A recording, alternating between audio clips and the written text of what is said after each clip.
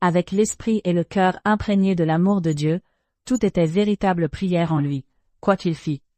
Et lorsqu'il priait, tout seul, dans l'église déserte, on ne pouvait ne pas le remarquer.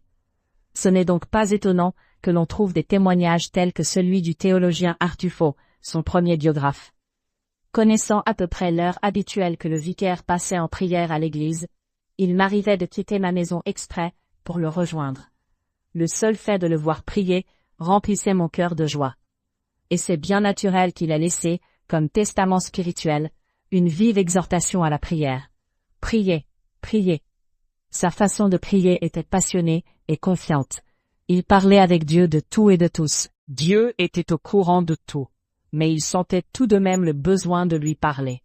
Il se confiait à lui comme un fils fait avec son père, et reçoit conseil, aide, force et courage.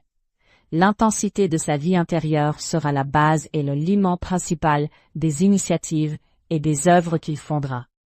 Il aime et prie la Vierge Marie pour la richesse de son être et la puissance de sa médiation auprès de Dieu. Il l'a choisie comme guide, modèle de foi et d'humilité, de force morale et de courage.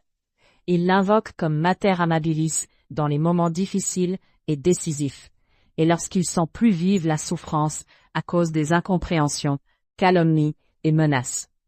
L'amour que le vicaire de Lanzo exprimait envers les ennemis et les adversaires confirmait le dit. Pour obtenir la prédilection de l'abbé Albert, il faut l'offenser. C'est à elle, l'Immaculée, qu'il consacre toutes les œuvres de charité et éducatives qu'il fondera en quelques années. Un geste très significatif d'amour filial est la construction, dans l'église paroissiale, de la chapelle dédiée au cœur immaculé de Marie. Cette chapelle sera pour lui un lieu cher à son cœur pour de longs colloques et ardentes prières. Stratégie et finesse de charité. Y a-t-il des familles tourmentées, des personnes découragées qui ont perdu la joie de vivre? Y a-t-il des hommes qui ne croient pas en Dieu ou qui ne cherchent pas son pardon? Frédéric saisit vite ces pénibles situations.